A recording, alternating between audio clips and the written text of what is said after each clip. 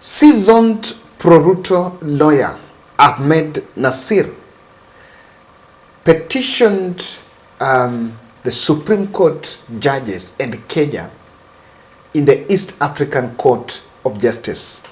And Kenya is really, because I remember when Martha Karua even mentioned that she was going to challenge the Supreme Court decision of declaring Ruto as the president in Uganda, in Tanzania, in that Arusha court, amongst the people that came out guns blazing and mocking Martha Karua was this lawyer Ahmednasir.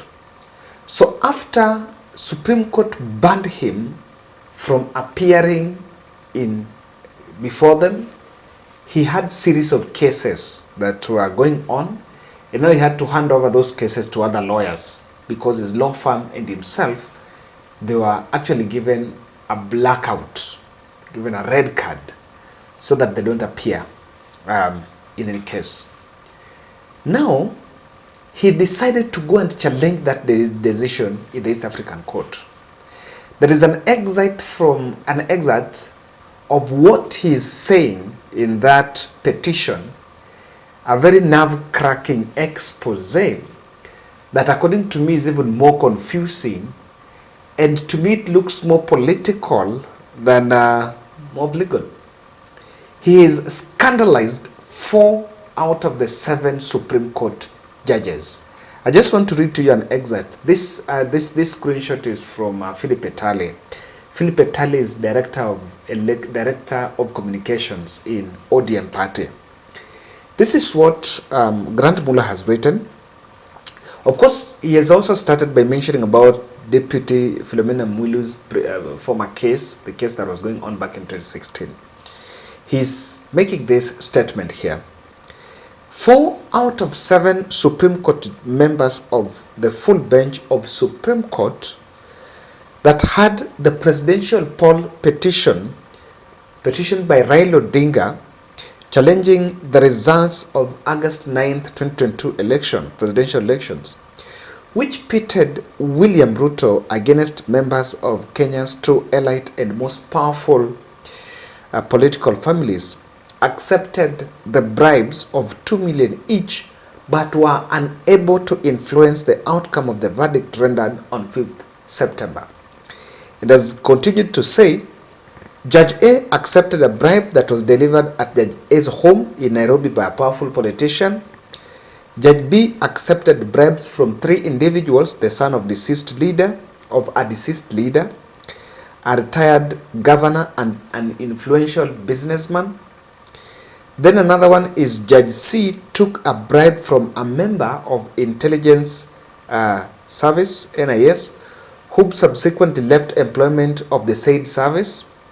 Then Judge D accepted a bribe from a member of parliament. Initially, Judge D wanted the bribe to be given to his wife, but later changed his mind. The action taken by the respondent staged banishing the applicant from practicing before the Supreme Court of Kenya for an unspecified period amounts to an arbitrary action that is not anchored in any provision of formal law that formulates the practice of law in Kenya, which must be accessible and precise and must comply with substantive requirements imposed by the rule of law and the principle of legality. I've looked at that accusation and 4 questions crossed my mind. 4 questions. This nerve-cracking expose is about the Apex Court. And were there plans to present it to JSC or to prepare with probably the evidence to JSC so that the petition removal of these judges before he was banned? Because even if he tries to, from that petition, he tries to insinuate that he's been locked out of the Kenyan courts because probably he had some dossiers on those judges. But if that is the case, he could still use other people to maybe send that petition to GSA on removal of those judges. Now there is that second part. The bribery claims leveled on those judges, apparently it was these judges were bribed by Raila access so that he gets a favorable judgment. So what Grand Mula should actually explain to us is, how did the Uhuru Raila team bribe 4 judges out of 7 and they still lost? Let's take the first anchor. Let's take the first anchor is that yes, they were bribed. If they managed to bribe 4 out of 7 and they didn't get, the second part is they didn't get the verdict on their side, does it mean that Raila's competitor gave a better bribe than what Raila Odinga and the team had given? You know, remember, that judgment was issued on unanimous, as in it was like an agreed position by all the judges. For the first time, Supreme Court, not each judge was giving his verdict. They actually left that tradition, and now they gave just one unanimous. Probably they did not want character assassination that is associated with each judge giving a position on every matter. So does it mean that they were overpaid? Because from what Grand Mula is saying here, he tries to insinuate that there are judges that were paid, and despite of them being paid, they still didn't favor. So in whose interest is he talking? Is he talking in the interest of Raila Odinga, or is he talking in the interest of William Ruto? And the bottom line here is that the currency in the Supreme Court was the said bribe. So it depends on who gave more than the other. The other third question I would want to point out is this. What is the jurisdiction of this East African court to handle this weighty matter? Because this case is about judges, is scandalizing the conduct of judges during that presidential petition. If he was genuine about using this as an evidence, then this evidence doesn't need to go to that East African court. It just needs to go to JSC. Then JSC will look at it, and president maybe send that to president, propose for president to form a tribunal. Then tribunal will investigate and find out whether Judge X or Y is supposed to be shown the door.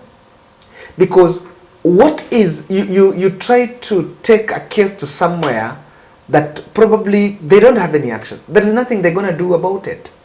Or it was just an avenue of spilling this out. We did elections 17 months ago. So if he was genuine about this, why didn't you just release it by the time the discussion was still hot on judges? And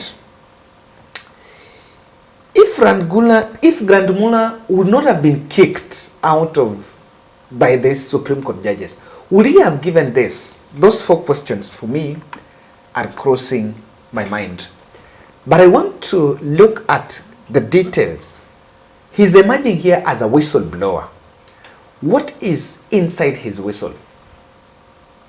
What is the stone inside his whistle? That's what I want to explain. And kindly listen to that part keenly. And subscribe to our channel, click the notification bell, and like our videos. And thank you very much for your support. You support us. Apart from the political analysis, you also support our charity program, and we don't take it for granted. I'm glad we decided that we did our project in February. So that was early February. Then we skipped March. So we're going to do the next in April, and that will be the first week on April. From 1st of April, we're just working on, we're receiving those proposals. We'll narrow down to one. Then we'll be able to pick one project and run with. What is inside that whistle?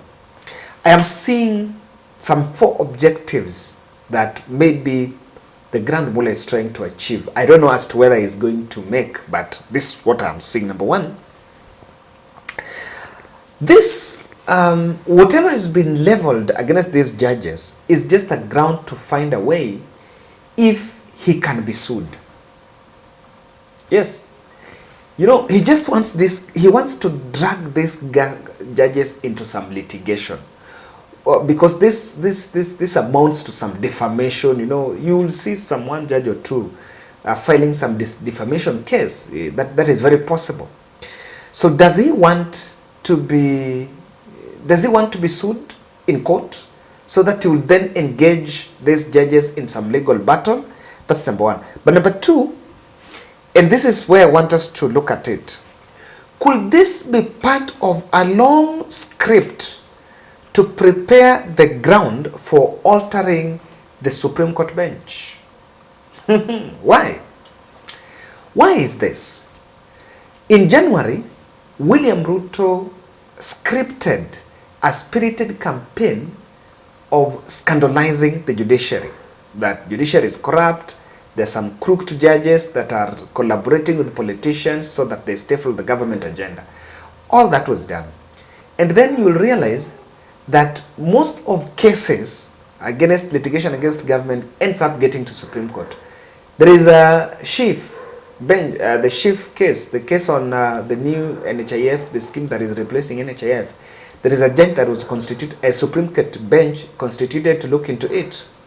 Even Supreme Court, even the housing levy is likely heading there if they go back to the court. It might not go to the lower courts. It might actually end up in Supreme Court. So, maybe William Ruto has realized that he doesn't have a favorable judge. You know, the other lower courts, there's some surgery that has been done. Huh? You know, from that State House meeting with Martha Koome, there was a budget to hire more judges for Court of Appeal and High Court judges. And of course, there, with the injection of the new judges, probably he can get some leaning team. Now, if these judges are scandalized, probably let's argue that there is some scanty evidence that has been put up together by the good lawyer. Would this form a ground, if four are to be investigated, what does it mean? It will actually affect the whole image of that 2022 bench. And people might ought to leave, even not to face that tribunal, or, you know, you never know the angle it can take. Because does the East African Court, if East African Court tells the President William Ruto to form a tribunal to investigate Supreme Court judges, you know, I don't know how that will be, and I'm wondering how he will fall into that and himself is a beneficiary. So, that will be part of the script, and you cannot underestimate, because in politics, things don't just happen. If you look at what he's saying, he's protecting Ruto and he's trying to attack those judges. The other third poison in that whistle I'm seeing, it has a potential of questioning, doubting, and reducing the authority of Supreme Court in determining presidential election. If you are saying they received bribes, what are you saying? You are saying that these judges are also not robots, they're human beings, and they are also corrupt. So we should not even engage them and depend on them on litigating presidential elections. And lastly, this could be part of the resurgence of Ruto narrative, judiciary is corrupt, and it is just taking another shape. So things don't just happen. I'm telling you, it's going to roll hapa mbele. Let's look at how it plays. I'm so keen to look at how Supreme Court might react if they choose to, or if they will treat this as one of those hot air cases, then maybe they will give it an off. But I don't expect them to react, yes, because they don't want to create an agenda around it. If they react, they create an agenda. Let's look at the political, if the political pick up this from the good lawyer that is actually a close friend to William Ruto. Thank you.